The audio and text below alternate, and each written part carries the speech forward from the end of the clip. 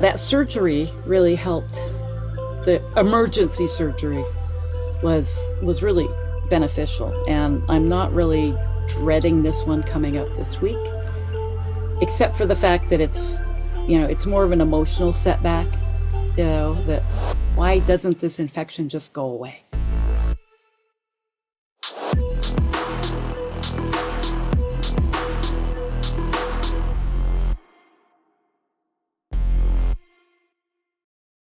Hey, Samantha, thank you so much for being with me today. How are you? I'm doing pretty good. Um, Thanks for having me on. Awesome, awesome. So, Samantha Potter is a death doula, and Samantha, you and I first met very briefly over an app called Alignable, Mhm. and I was really intrigued by your title on there, a death doula. So, can you tell me a little bit about your coaching, about what it means to be a death doula as well? So a death doula is someone who it's kind of like the ultimate coach. You know, it's someone who guides a person who has a terminal diagnosis up through and, including their death. And so we work with the dying person, we work with their family, loved ones, caregivers, and depending on when they come to us, um, unfortunately, most commonly it happens, right as they're transitioning towards death. But if they decide that they want assistance earlier in the journey, we can help them kind of put relevance to their lives. A lot of Mm, people go, well, why was I even here? And yeah. through a process called a life review, which is not like tell me your story and write everything down, chronologically. It's guided questions that kind of show them by their responses that their life did make a difference. Uh, that can also lead to, if they need it, forgiveness work, either Mhm. asking forgiveness of others or forgiving other people, or both, reconciliations. It can also often lead to what we call a legacy project. How do Okay. you want to be remembered? And it can be as simple as, you know, a, an assembled cookbook of grandma's favorite recipes, that the family loved, or a quilt made out of aprons, or it can be as extensive and expensive as, um, you know, uh, a foundation, establishing a foundation if you've got the resources for it, Hmm. or sponsoring a park bench in the person's favorite park, something like that. It's just a token, whether it's just a memory box for the family Hmm. or for the greater community. Not everybody wants or needs that. And sometimes those legacy projects are happened after death by the family. They want Oh, to leave interesting. Okay. something. Um, and then one of the major parts of being a doula is to help the people prepare both emotionally and physically for death. Hmm. They need to determine how they want to die. If you Yeah. want every conceivable medical intervention, then that's what you got. Yeah. But there's a lot of education in what that means physically to you. So Yeah. most people want to die at home. They want to be comfortable. They know they're dying. The only thing that, extreme interventions are going to do is extend their suffering. And so once they get to the place where they're ready to die, you Hmm. can do all of the chemo or the medical interventions or whatever up to a certain point. And then once they decide, okay, I'm done, we help them create a vigil plan. So this is when Oh, they're in the active transition of dying. How do they want it to look? They might be mostly unconscious or unresponsive at that time. But hmm. do they want the family around? Do they want children, pets? Do they want like their favorite old time rock and roll playing on, or do they want classical music or no music? They want lights on? Do they want dim with candles? It's their Yeah. choice. And then we help them, kind of create that and to the best of our ability given circumstances, that's what happens. And then we're there for the family. Usually the clients are on hospice. Mhm. So then, when the actual death occurs, then we can call the hospice nurse. They come out and pronounce. Doulas are non-medical holistic care providers. We're not covered by insurance, but we assist through this process in a holistic manner. If the client wants, I can help them with, guided meditations, breathing. We can use incense or, just give them tools for what works for them. It Yeah. also is kind of, while the dying person is primarily our client, there's also the family and the caretakers that are taking care of them that need support and help. So, Yeah. we work with both. Yeah. Um, And I'm hearing a real level of support and love mhm, that's far beyond just hospice itself, right, which is, in my experience so far,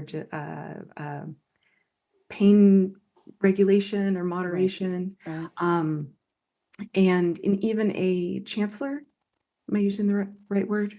Chaplain? Chaplain. Thank you. I had it and then I lost it. Thank you. You're Yeah, and welcome. even a chaplain, right? So my grandma passed away in 2019, and that's kind of what's on my mind. Yeah, And it was great having the chaplain there, but she was just getting to know us. right. And my grandma had been nonverbal by the time she got there. But it sounds like the work that you're doing is far before those moments. And I think you said that even when um, the client, who might be the one dying, is in that non-responsive state, like they have that peace that their family is on board and they are going to have Right. the experience of that life transition And that they wanted. one thing that people often aren't aware of is that hearing is the last sense to go. So No? even if they don't have the strength to open their eyes or respond, or they can no longer swallow or talk, Yeah. they can still hear. That's why music choices are so important, really. Or the sounds, they want to hear the grandkids laughing and, Oh my whatever. gosh. And there's some education that goes along with the family. Some people wait until they're alone to die. Mm. Other people are waiting for somebody to arrive. Let's say a Mhm. grandchild who's, coming home from college. You know, so there are some typical norms, that can go either way. People are saying, well, why is she hanging on for so long? They're waiting for somebody to show up. Even if they're not, it doesn't look like they're conscious. They Yeah. know. They know. There have been too many stories of, you know, the husband sitting by the wife's bedside for days on end and Mhm. refusing to leave.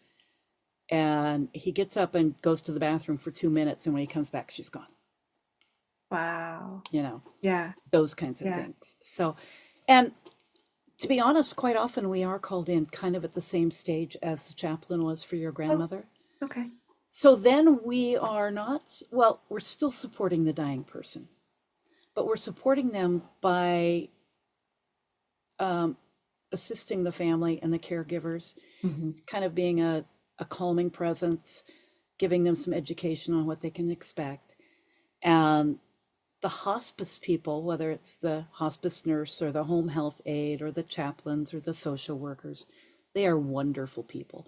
Yeah. They have so much compassion, but they are so overworked that they Yeah. can't stay long enough. I mean, they'll give the family education on how to give a shot or how to administer some, oral morphine to help with the breathing, Mhm. like under the tongue, helps with breathing problems.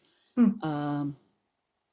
So they can educate the family, but they don't have time to support them in the way that often people need. It's an Yeah. emotional time, and the family's going through their grieving and loss ahead of time, because they've seen their loved one decline long before they died. So Yeah. sometimes even when we're called in at that final stage, where the dying person is mostly unresponsive, um, we can still be of great assistance. So, Yeah. you know, Yeah. that's kind of, um, the process from beginning to end, but we can come in at any point and, you know, support them and their family. Gotcha. Yeah. Mm. So a lot of my listeners are late diagnosed ADHD or autism Okay, adults, right? And right. and I fit into that category. So my grandma passed away in 2019, but I didn't know about my neurodiversity until well into uh, pandemic times. Okay. Um, but looking back, you're talking about the hospice people and helping us go through that. I always felt uh very weird that what I really needed to know was some of the science behind stuff. Hmm. And this happened when my dad passed as well in 2006, or when I've had my own medical procedures like, "Ooh, can I Okay. look at the biopsy?" Right? Like I'm super weird I'm like with that. you with that. Yeah, I want to Okay. know. I read the surgeon's notes. Yes. Nice. Nice. So yeah, so just for anyone potentially listening, I guess, it sounds like you might be even be able to normalize that. I know I felt really uncomfortable wanting to ask those questions that didn't seem like they were appropriate. Yeah. So the other part of what I provide, it started off as being a doula. And then kind of gradually I've worked back in time. I've got one client who is in her 90s.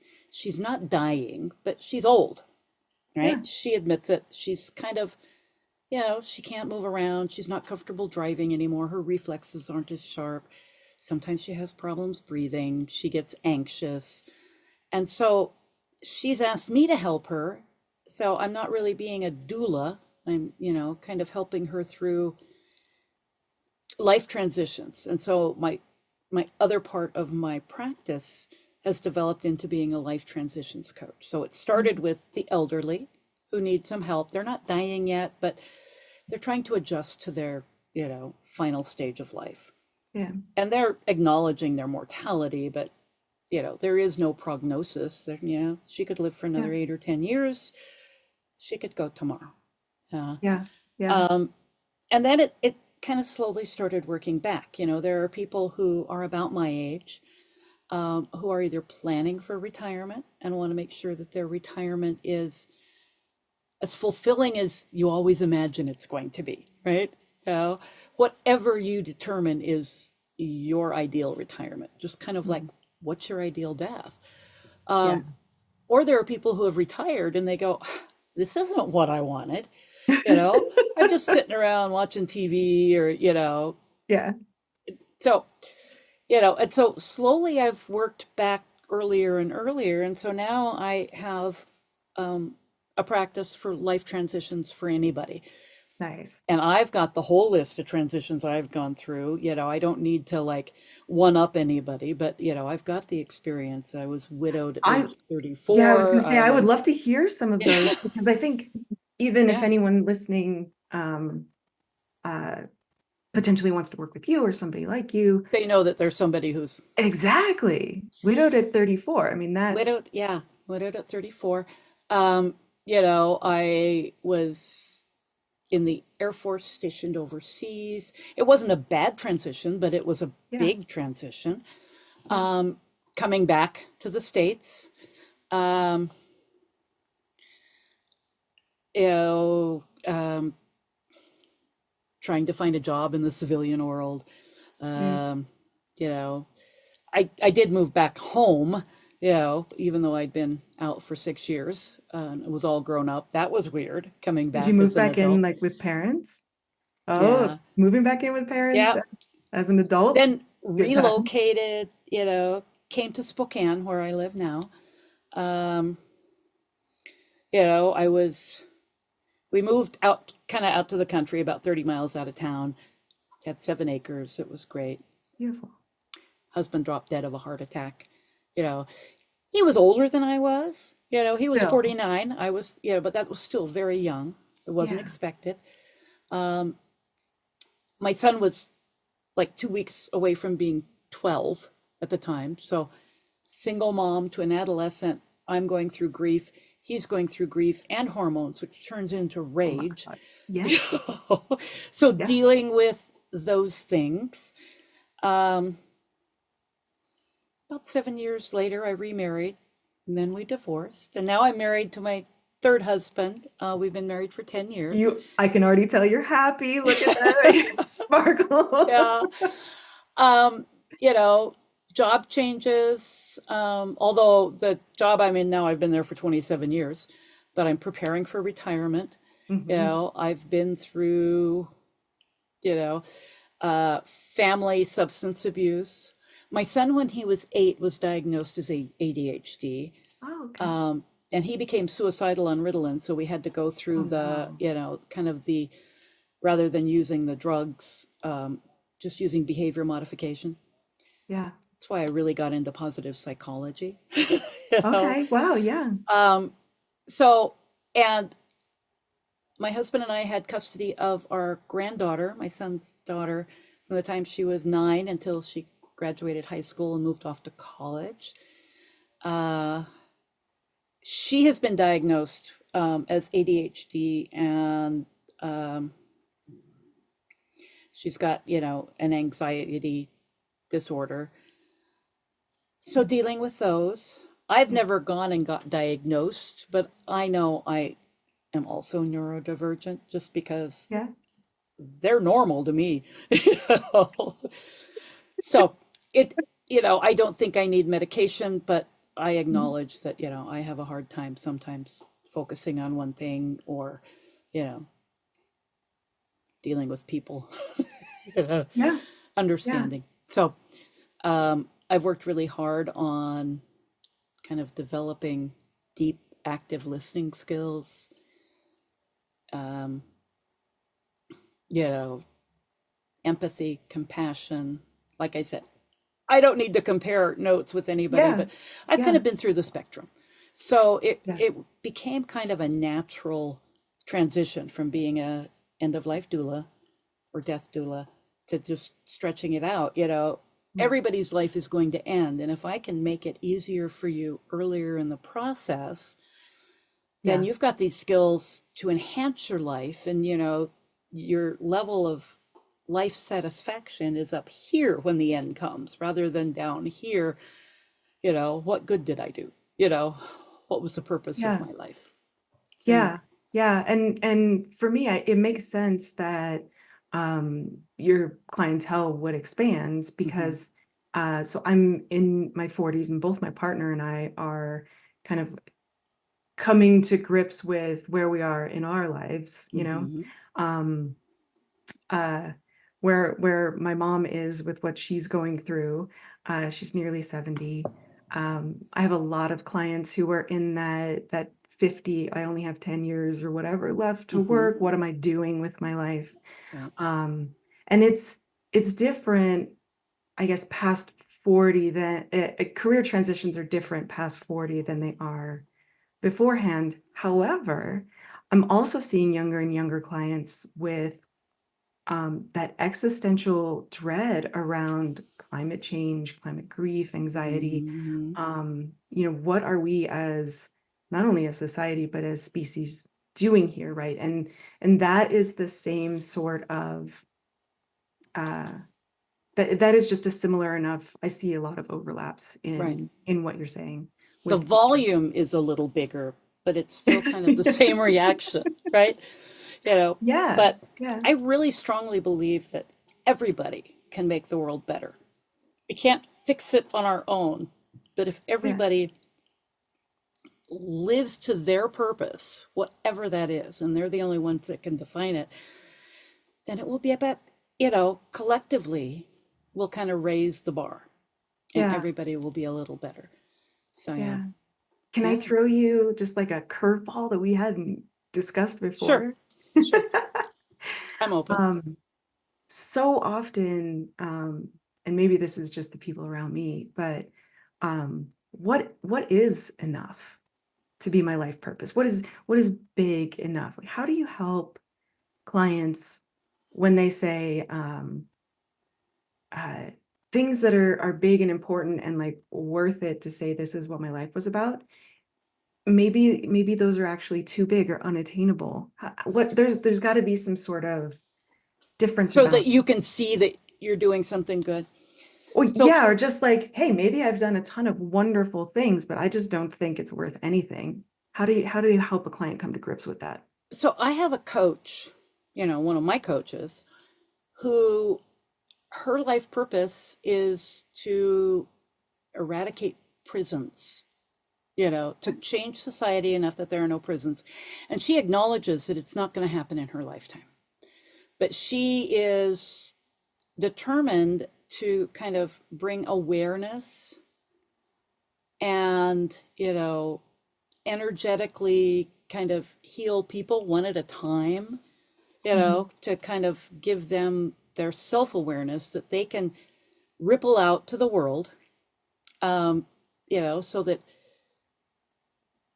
eventually we're not going to need prisons. I mean, there might still be people who do bad things, but rather than punish them, we can help them see the error of their ways.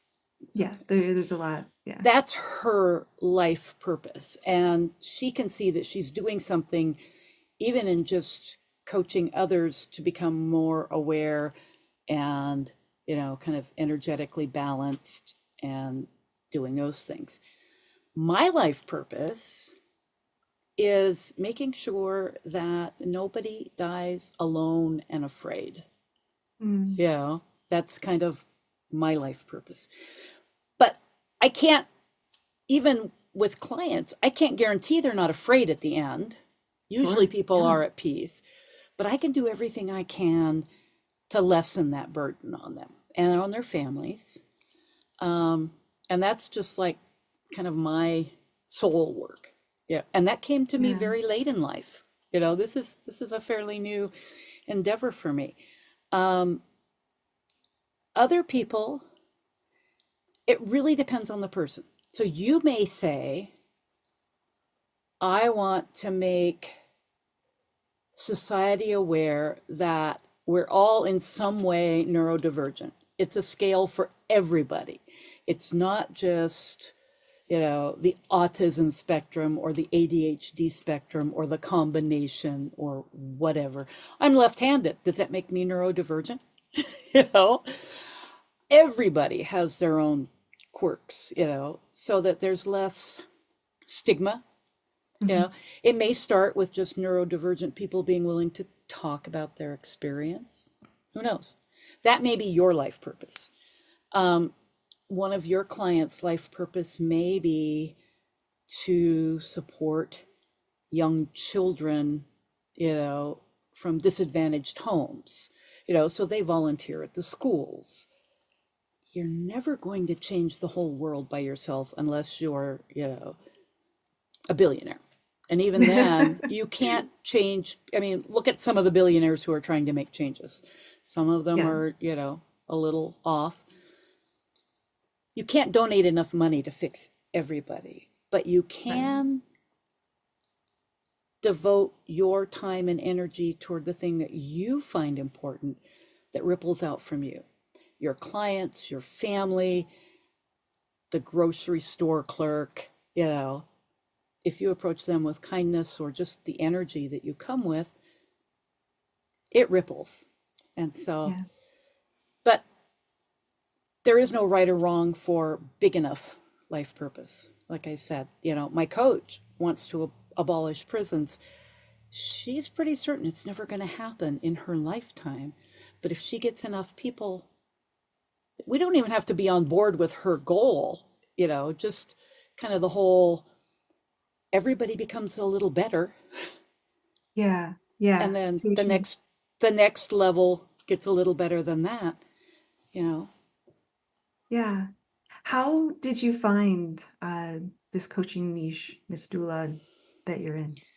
So I came to being to deciding that I needed to be a death doula through a pretty traumatic experience of my own. I was diagnosed during COVID with metastatic breast cancer, Mm. and there was never a time when I really thought that I was going to die, but I knew my life had just immediately just turned upside down and changed. And, I was still in my 60s. I'm 65 now. Um, I knew retirement was coming up. I've worked at the same law firm doing estate planning and probates for 27 years. And I knew I'm not going to work forever, but at my age, I need to be like 66 and 8 months to get full Social Security, Yep. right? I want every penny.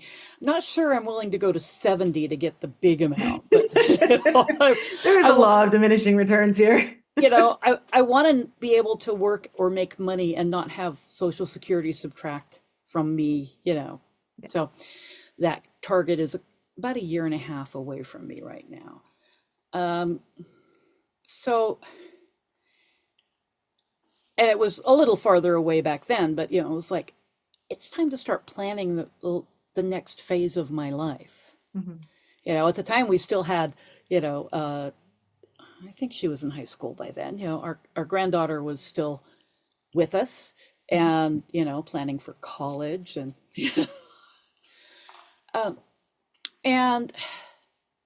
going through treatment. It took a long time to even get treatment started. From Oh, diagnosis to the start of chemo was over 2 months. During COVID, staffing shortages, there's a whole oh my list God. of diagnostic tests you have to do before you start, PET scans and CT scans, and That must have been terrifying. it was absolutely. Because if I'm understanding correctly, metastatic cancer means that it has metastasized. Well, it had metastasized to my lymph nodes. Okay. Okay, so it's still this. They don't do the staging till after your surgery, but it's stage 3, which means that because they considered lymph nodes as part of the breast system because Okay. they're so close and they move so often. But it still has metastasized to my lymph nodes. Between diagnosis and starting of chemo, my lymph nodes became blocked, so my Mm, arms were swelling, my side was mm, swelling. But, you know, that whole process led me to, kind of wake up call. And I didn't know what I needed to do, but I needed something. I needed to have a life purpose. Working at the law firm, I love my job, I love my clients. The estate planning is, how do you want your stuff to be yeah. distributed after you die? And the probate is working with the grieving family members in administering that. I mean, I'm not, I wasn't doing, bereavement support, but you can't Yeah. not do that and not Yeah. deal with grieving people. And I stumbled across, and I think it was on one of the social medias, I can't even remember where it was. You know how if a friend likes something or posts something, you sometimes see the third person down the way. This woman, her title was Death Doula. And I went, what's that? Yeah. That's exactly what I did when I saw you. And so I did a little research and it was like, that's perfect. I've been talking to people about death and dying for 27 years. This makes so This, much sense, right? Like coming from this very tactical, yeah, legal, financial, organized, yeah, to a more holistic caring model. Not that we yeah, don't care in the law firm, we just don't have the time to yeah, give that emotional support. yeah. But I would And come, I'm in a similar situation, right? Like I used to be a researcher. I did a lot of work with like what we at the time were calling legacy canvas. It sounds like your work goes even further and like yeah, implements it. And also people's money stories, so money mindset, or hmm like the origins of where scarcity comes from. And I partner with my personal financial advisor, um, because even though he does a lot of values-based emotional stuff, hmm like he still doesn't have this depth of psychology, internal family systems, training that I have. And it sounds like you could almost partner in either way, or like you've become this hub Yeah. um, on your own. Yeah, Yeah. that makes Well, sense. as a matter of fact, um, I have a, a Zoom call scheduled with an estate planning attorney. Because of the firm I work in, I'm part of like a statewide network of estate planners, and it's like a list serve. Very cool. Yeah. And she is running like the state estate planner conference this summer, Oh, fun. and wanted speakers about estate planning. And so I contacted her and said, hey, not only am I a paralegal in the firm, and she knows the firm, we've worked together before, the two firms, but I'm also an end of life doula, and I could speak to the estate planning attorneys about how bringing that awareness might benefit them. And so Yeah. we've got that scheduled. So Awesome. If they need any other speakers, I got a wicked, crazy, crazy intergenerational wealth family conflict story. that would be So great. I'll contact you yeah, afterwards. I don't want to We'll hook hijack up. this, but it's Yeah. ridiculous. Yeah. So, she said, yes, I'd love to have you. Let's talk. So we're, So we're gonna, awesome. we're gonna work on that.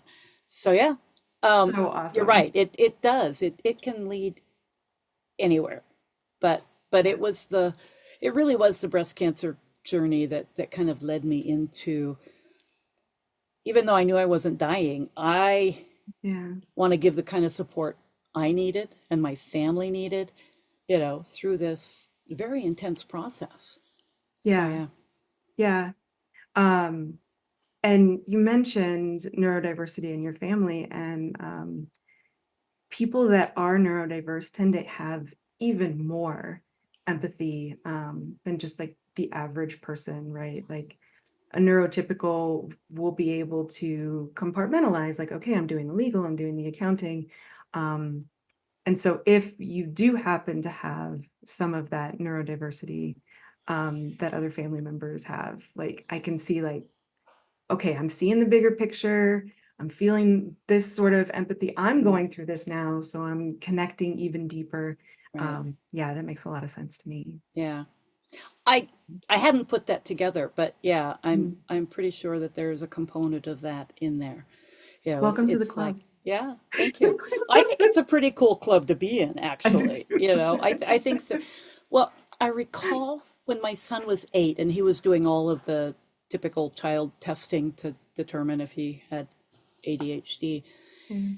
And I said something to the psychologist that was doing the testing, because I was kind of sitting in the back of the room, and after the testing was done, I went, you know, I'm thinking that, this might be partly me. I says it's not exactly, but, and he did mention that girls or women present differently, Wow, but even then? Oh my yeah. gosh. Oh yeah, they even knew it then. But because girls weren't a problem in school, they didn't really Yeah, pursue it, yeah, right? yeah. But I Oh wow. remember one thing he told me was that it's a challenge in school where everything is so regimented. But if you can survive to adulthood, you gain so much power and so much ability, by being able to think of both sides of a question, to being able to, kind of expand your capacity. If you can learn, whether through training or just naturally, how to manage it, by the time you're like, you know maybe grad school level, in Mhm. college, Yeah. it becomes a huge asset. Yes and no. But I think you can say that just about anything, right? Right, that's Like true. There the are balance is problems that you still have to deal with, but yeah. yeah, Yeah. but you learn Um so many tools that, Yeah, definitely. yeah. Definitely, right? Like being able to really see that bigger picture. I think that there's a lot of experiences I've had, which is why I'm pushing back. That especially in the business world, people don't want to hear it. Well, that's They're probably like, okay, very true. we're doing this project. We don't want to hear the other side or this deeper level or what might be Yeah. next. And so But that can also just be a balance of maybe I missed a few things along the way of when to Present ask the, and yeah. do those things. Yeah. Or you could prepare if they're not willing to. Yeah. I'm just gonna go into the coaching myself, being Right. this solopreneur works great. Yeah. Yeah. That's my messy middle. I want to hear about yours. So I hear that you're in between your I don't know, would you call it a corporate job, paralegal? It is. I mean, we Okay. are a professional services corporation, so Okay. yeah, it's a small law firm, but it is still, you know, office work, you know, Awesome. meeting with clients, hours that you have to track. Yeah. Yeah. So the paralegal job, the office job, being a full-time coach, whether online or actually with your patients, clients, and then your own personal health journey, like what can you tell us about just being in the middle or In the middle. even waiting? So Um, I'm really in the middle right now because I did all of my cancer treatment. mhm. I had, 5 months of chemotherapy, then healed for a couple of months. Then I had a double mastectomy, healed for a couple of months. I had a month of radiation therapy every day of the week. Oof. And then I had to sit and wait for at least a year before I could have my reconstructive surgery. And Talk about holding your breath. yeah, yeah. Okay. So I am considered, they don't use the word remission anymore, but it's like no observable cancer. Okay.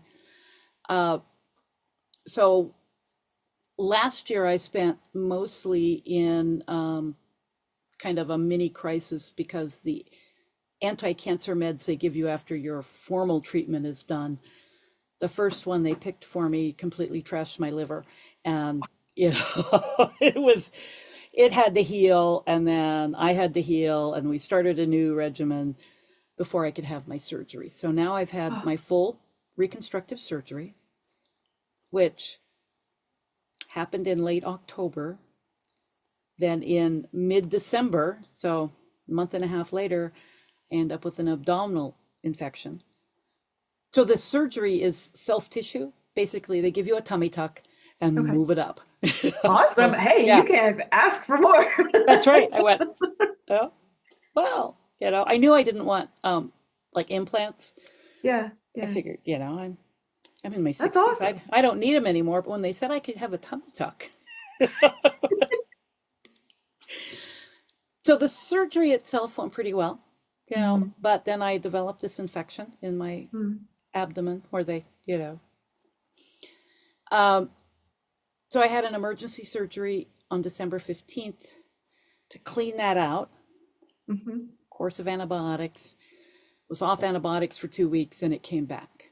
So now I have a not quite so emergency because it's not as serious as it was, but because there's evidence that, I had a CT scan and they've done all the tests that they weren't able to wipe out the infection entirely.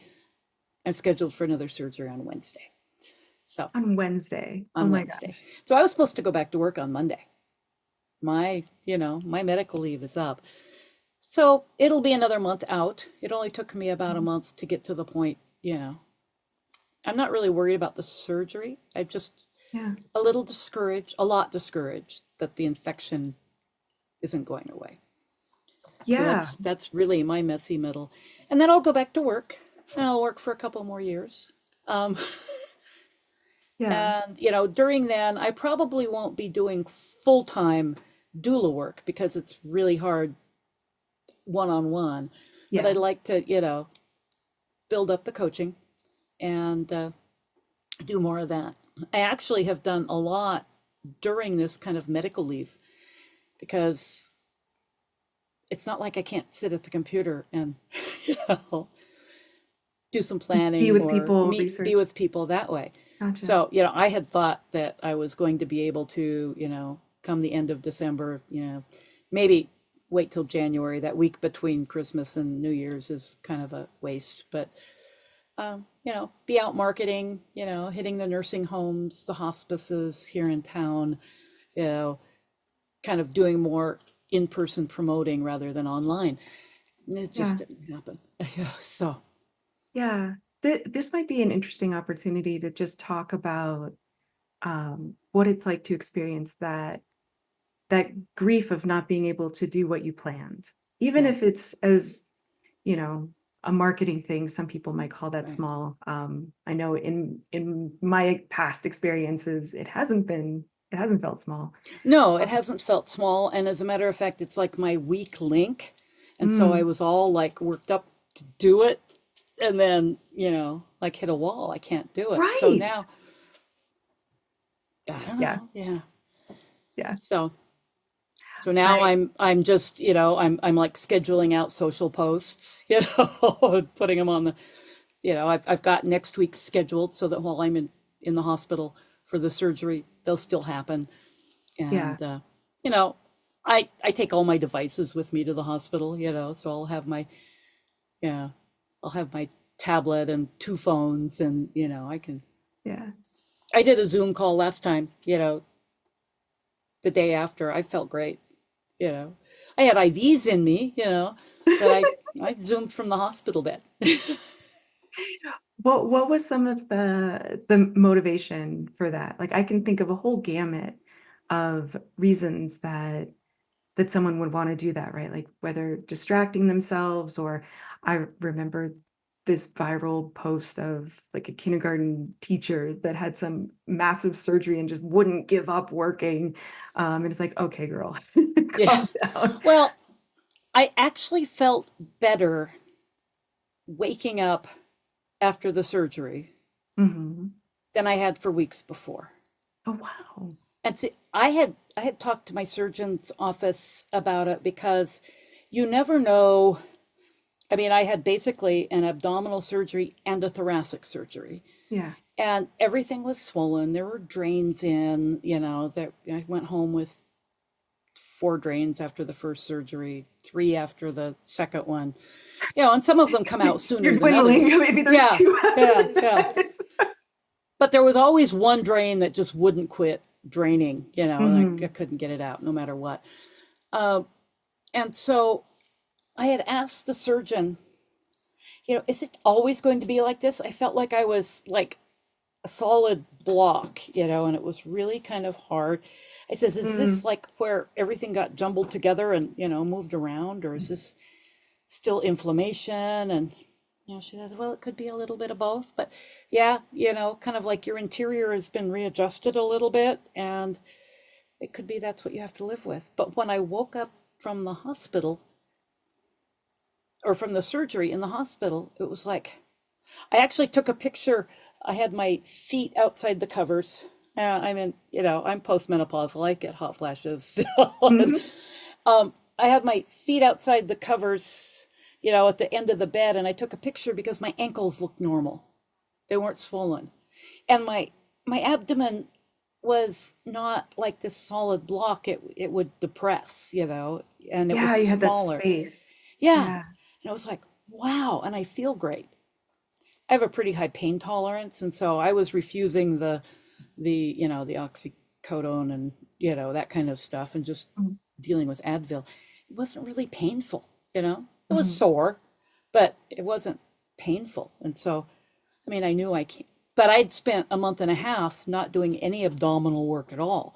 You learn how to stand with your thighs, and all that. Mm. Oh, wow. Yeah, yeah. So um, I was bored and felt better than I had in a month.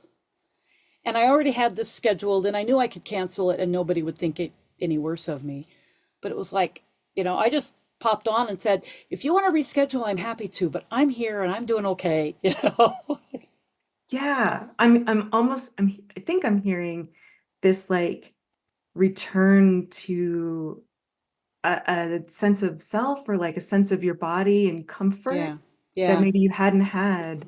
Right. And it sounds like potentially a really long time. It had been. It had been Yeah. since, yeah.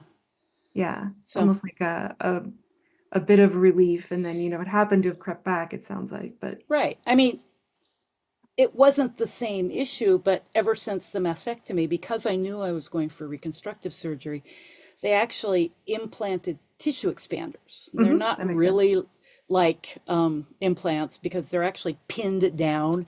They're like sewn into your chest wall, Mm-hmm. and that really restricts your movement. Okay. So, Just and do you feel like the stretching and the discomfort from that as your skin adjusts? well, it actually on the right side, I never did get full range of motion back because Oh, it wow. it like affected the pec, and then Okay. I had a small fall, I guess you'd call it. I toppled off a chair. I was playing with our granddaughter and missed the edge of the chair coming down, and landed on my right arm. And so it kind of irritated my shoulder, and then it froze. And Mm. then nothing worked. And so Yep. it's been since, it's been a year and a half, two Yeah. years since I Yeah. felt like I could move. And so Yeah. I'm back in physical therapy, you know, and, getting there. So, but yeah, that surgery really helped. The emergency surgery Yeah. was Yeah. really beneficial. And I'm not really dreading this one coming up this week, Yeah. except for the fact that it's more of an emotional setback, that why doesn't this infection just go away? You know, Yeah. Yeah. You're like, I'm almost at home in my body. right? And then it's ugh. Yeah. And uh what does need to come up in you to have the strength to be positive about stuff, I guess? Um, to be honest, I'm old and I've gone through phases where I was negative about everything and it's just not worth it to live like that. Hmm. Yeah. I mean, I try very hard to be realistic, but why be a doom and gloomer? I could be realistic and take safety precautions and look after my health and still be positive that I am getting better. Mhm. The infection isn't as bad as it was. I mean, that first emergency surgery, the bacteria had formed like webs of protein, and then they Oh. turned necrotic. Oh, no. So I Yeah. was really Yeah. close to sepsis. I mean, Yeah. and I had no symptoms until it got so big that it had spread to places where the skin was thinner. Mhm. And then it got red and sore. And then I went into the So then you have surgeon and said, identification. it's like, this isn't, What's up? what's going on? It wasn't red, yesterday. Huh. So I was complete, no fever, no feeling achy or sick. So yeah, See, that's what happens when you can tolerate pain. I guess so. But you would think I would still run a fever, It's not Yeah. like I'm not Yeah. noticing the aches. Yeah. But yeah. Yeah. Um, this is interesting. I've met, talked to, maybe worked with a lot of wellness coaches in the Hmm. past, and uh, some of them, we've been in groups and will specialize in cancer, for example.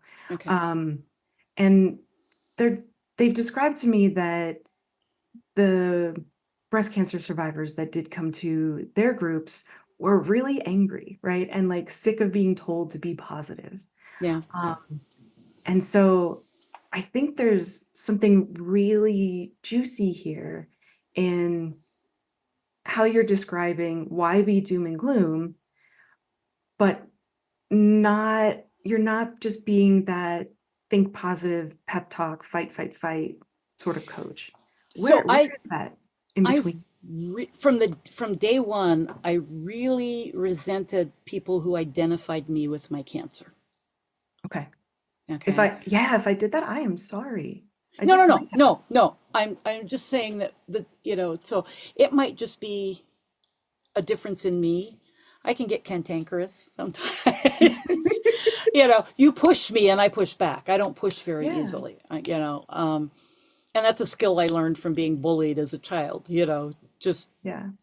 I don't push back I don't push It easily. makes sense, right? Like, see me for me, not for some Right. attribute. I mean, I understood I had cancer, but most people reacted to, oh, you poor dear, how are you going to live without your breasts? You're like this, son. Haven't used them in 40 years. What, I mean, really? Um, you know, and yes, I did do reconstructive surgery, so I have new breasts, but it wasn't because I felt like I wasn't a woman without them. It was more, I want to be whole again, you know, a whole person. And once I finished the active treatment, I didn't want to use the term cancer survivor. Now, I was angry about the cancer, Yeah. but I can be angry and not turn it out to other people or not let it, like, infect me. I can acknowledge my anger and use it for good. Mm. Hmm. Part of that's what gave me the energy to do a lot of my doula training while I was going through a lot of the treatment. Um, Turning that energy into a motivation to right. help others, that sort of thing. Or just to keep going, Yeah. that, you know, um, and so it's not that I wasn't angry. It's that I refused to allow the anger to kind of infect my world, because every emotion is real and valid. It really is what you do with it and how you use it that makes a difference. So I would not deny anybody their anger over a cancer treatment or a cancer diagnosis or having to go through the treatment, but, Yeah. you know, I think that's the big difference, right? Like a typical coach or friend, family member even would be like, okay, don't say such negative thoughts in your mind. Just push that away, banish that inner critic. right. And that is so invalidating to w- that legitimate feeling of whether it's anger or sadness, right? Or Like, loss, or, yeah, exactly. it's like, I am not the same person I was before cancer. Yeah. Totally different person. But I'm going to take that and make me a better person, not just a different person. So that was kind of my motivation for, Yeah. Yeah, that definitely more deeply explains the why stay in doom and gloom, right? yeah. And that process I of mean, there weren't days when I wasn't in doom and gloom, for it was sure, just you like, have to be. but, but then you take it and you use it, if you just kind of absorb it, then, the whole world turns dark and black. And I don't want Yeah. to live like that.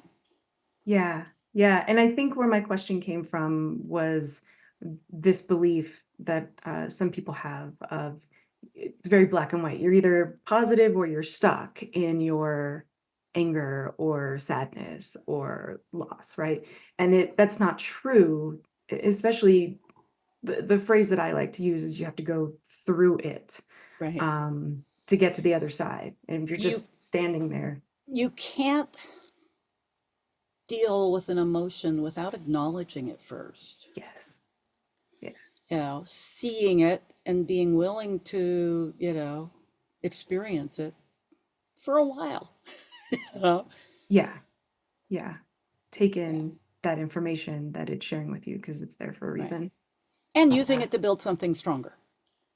yeah, Yeah. absolutely. It's kind of like, if you think of yourself and your emotions and your psyche and, everything as a container, then everything that you experience has the opportunity to kind of stretch the boundaries. And it's the shadow stuff that we don't like Hmm. to look at, that has the biggest potential to help you expand. Yeah. It's really easy to stay here if everything is all sunshine and lollipops and rainbows. Hmm. But, it's the hard stuff that helps us expand. And then after we've acknowledged it and dealt with it, then here's where we're at. And Yeah. the And next then time, and the next time, and the next time, Yeah. And really, that's the only way to have more sunshine and rainbows and lollipops is to Right. expand. Because there's more room. Now you've got me singing the song. Or I've got me singing the song. Awesome. Well, Samantha, I think your clients are super lucky. So, do you have any spots for more clients? And if anybody did want to work with you, how would they get in? How would they get in touch with you, and what might that look like? So I will warn them that for the next week, it might take a while for me to respond, depending on, how I come out of the anesthesia. But yes, my website is rubiconsedge.com, RUBICONSEDGE. You can reach me there, book a discovery call. It's right there on the homepage. I do have an offer that's going on right now. It ends on the 3rd of February. I, 2024. yep, Okay. 2024. And I'm developing a new offer, but that may be pushed out because next week is not going to be much of thinking. But that one is using positive intelligence. They have a foundational 7-week program that kind of teaches you the basics of positive intelligence. And then I offer individualized coaching around this. It's a small pod experience, like 5 people per pod. Awesome. So you support each other, you do the work on an app, and then I offer weekly individual coaching as well as one group coach every week on so the individual coaching is on your particular problem. And it's actually because I like to give a little intro and some extra stuff. It's more like an 8-week program. It Mhm. starts on Saturdays, and then the very last session is on a Monday, but then I offer another, we finish out that next week for 8 weeks. Awesome. And that's a really, really valuable intro program into my coaching. And then if you want to continue, we'll talk about the bigger packages. But Awesome. Yeah, yeah, yeah. So it sounds like with this positive intelligence pod, it's learning the positive intelligence, getting all of the benefits of working with a small group, and then right. they also get to work one-on-one with you on any personal On the topics they want. personal issues, yeah, whether it's a Beautiful. transition or something else. But my sort of niche is life transitions, whether it's the good things, weddings, or blended families. You plan it, but it's stressful, It you know, is stressful. Yes. or the unexpected. You get laid off, you get Yeah. ill, Yeah. So, but I'm happy to work with anybody and teach them these tools for helping to move forward. Beautiful. Samantha, thank you so much for Oh, being with me today on Confessions from the Messy Middle and sharing everything that you've been through, you're in the middle of, and you're heading towards. yeah. Well, thank you. It really helps me stay positive to vocalize this stuff. I don't, thank you for asking the questions. It made me think about it. You're welcome. You're welcome. Thank you. I asked the hard questions. Yeah, I like those. Awesome.